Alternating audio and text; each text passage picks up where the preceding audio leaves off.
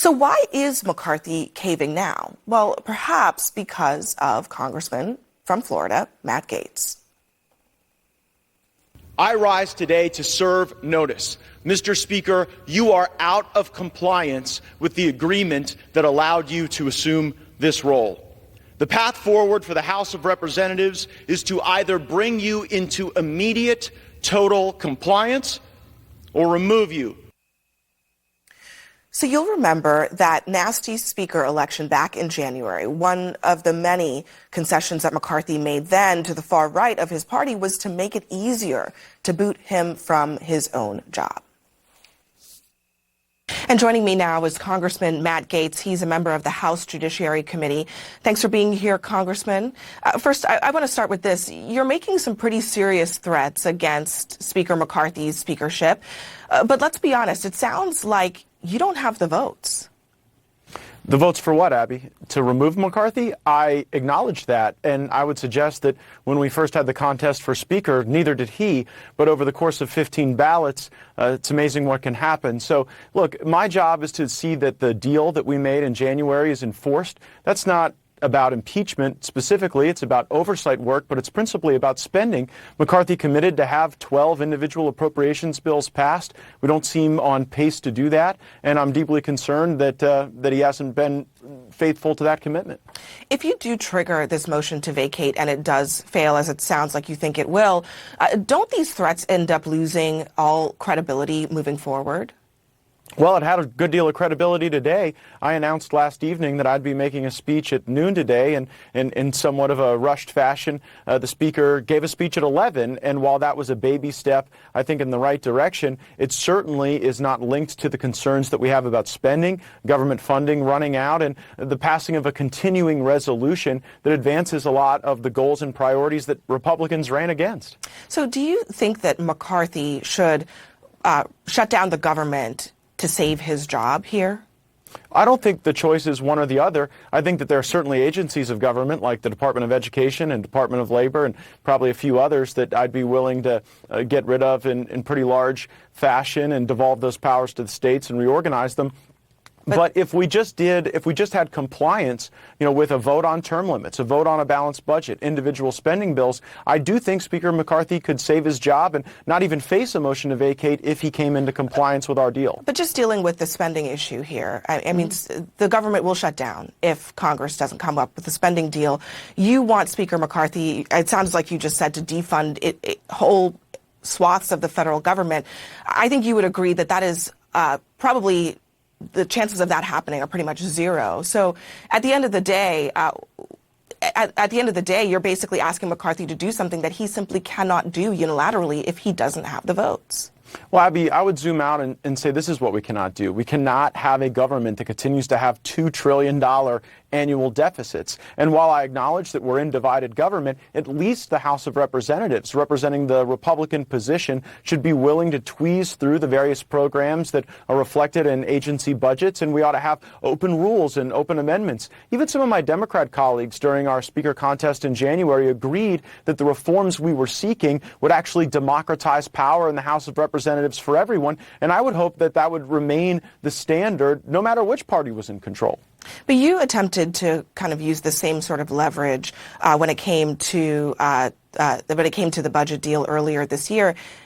By your account, you've criticized Kevin McCarthy for being a part of that deal with the White House. It sounds like that leverage just simply didn't work. What makes you think that this time will be any different? I'm concerned it won't be. You're right. It was a cascading failure of the 118th Congress that we did a debt limit deal that underwrote a series of bad decisions and didn't provide any wins for the Republican House in divided government. I would argue it's also a failure of your strategy to use your leverage as an individual member to put pressure on Kevin McCarthy. So why are you doing the same thing over and over again?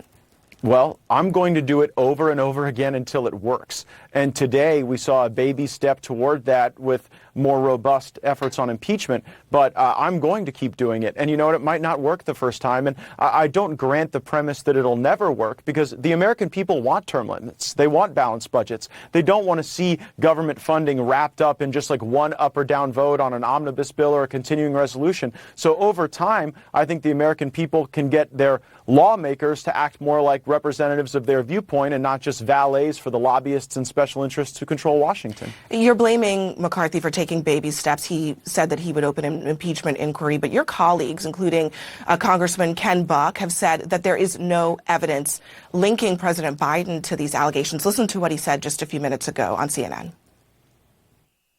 I have not seen any evidence that links President Biden to Hunter Biden's activities. I think it was a mistake to start talking about the impeachment inquiry. I think it's a good thing that we aren't voting on it on the floor, because we've got a lot of work to do if we're going to pass a continuing resolution by September 30th and avert a government shutdown. I mean, he makes an important point that, in addition to what he said there are not the votes to support an impeachment inquiry into President Biden, and yet you continue to push Speaker McCarthy on that. Why is he wrong when I think the numbers are frankly on his side? Well, let's take the votes. I think that it is an illusion of Washington that you can't put anything on the floor that's not going to pass. I actually think that our representative republic would be more vibrant if we had more votes that were not always just predetermined, right? And so if we put an impeachment inquiry on the floor and it didn't pass, well, then the people who didn't vote for it would have to be responsive to their voters. That's the way this whole thing works. And while Ken Buck and I have strong disagreement on the quality of the evidence against Joe Biden, it's interesting to note he is one of my strongest allies on the spending matter. So we can disagree on impeachment. We can agree on spending. It shows that the issues aren't particularly linked. As to the quality of the evidence, though, I just have to say, I mean, we do have bank records, devices, laptops, travel records, changes in administration policy. Seems like pretty strong evidence to me. None of which links President Biden to... Well, it was Joe Biden on the phone. None of which... He was calling into the meetings. Wait, Abby, are you actually trying to tell your viewers that you don't believe that Joe Biden was involved in Hunter Biden's business deals? It's a hard case. It's not about what I believe. It's about whether there is evidence that President Biden is linked to the misdeeds that might be linked to Hunter Biden. That's the issue. But I want to get back. I do want to. Come on. Wait, hold on. Can you just acknowledge that when he calls into the business deals that he's involved? When he calls into the dinners, you don't think that's involvement? First of all, this is not about innuendo. It's not about what I believe. It's a question. Do you have evidence? If you had evidence that Joe Biden was linked to Hunter Biden's business deals in a way that is illegal, we wouldn't be having this conversation. You would probably have the votes for an impeachment inquiry, but you don't. Because of people like Ken Buck and people like Don Bacon and many others in your conference. Well, I see the evidence differently. I think that that's why we need to have the votes and have the debates and have the hearings. And again, they represent their constituents just like I represent mine. Even in my remarks on the floor today, I disclaim and acknowledge all that you're saying. But when we just bundle it up and act as if this Biden family corruption isn't happening and we're not going to do anything about it, well, then Americans of all stripes start to lose faith in the oversight capabilities of the Congress and really in the impeachment power that gives us the requisite checks and balances that are necessary. Well, look, I mean, there are a lot of members who worry, and Republicans who worry that by starting an impeachment inquiry to try to find evidence that you probably should have before you start the inquiry, you cheapen the process. Chris Christie said something very similar this week.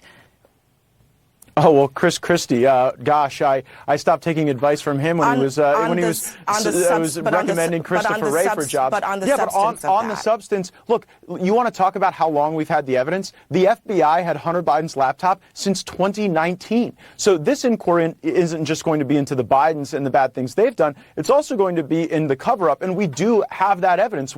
I was deposing Tim Tebow today. Today, I was asking questions about the role of the Foreign Interference Task Force to go and designate any derogatory information about the Bidens as foreign disinformation when that was part of the cover-up. Let me just move on here because I'm going to reiterate to the audience because we need to be clear. There is not evidence linking President Biden to anything illegal having to do with Hunter Biden. However, I want to ask you about what Congresswoman but Nancy it's business Mace. dealings. That's a key. Wait, hold on. You did a key caveat there. No. It's about. There's no evidence linking President Biden to anything illegal that you are alleging that Hunter Biden did. Well, getting the Ukrainian prosecutors fired, I think, was pretty wrong. Congresswoman Nancy Mace says that you and other, MAGA members of the Congress are bullying moderates. She considers herself to be a moderate, in effect, by putting a lot of seats, Republican-held seats, in jeopardy next year. Are you concerned about that as you plot this strategy of having countless votes on things that you have just acknowledged in this interview you don't have the votes for? Yeah, I think we should have countless votes even if we lose. And I don't think that's legislative bullying. I think that's legislating. I actually think that that's what can sand off some of the rough edges of the policy and procedural choices that we have to make to run the country. So if there are members of Congress who think that taking tough votes is bullying, I guess they shouldn't have run for the position. Here, yeah, there are going to be some people who are going to be in a tough spot, but their constituents deserve to know where they are. And frankly, I just think that comes with being a member of the United States Congress. Last question before I let you go. Does Donald Trump, who, you are a close ally of, does he support ousting Kevin McCarthy as Speaker? I don't know. I haven't asked him, but I'll make sure to let him know you're interested in the question. All right. Congressman Matt Gaetz, thank you very much for joining us tonight. Thank you, Abby.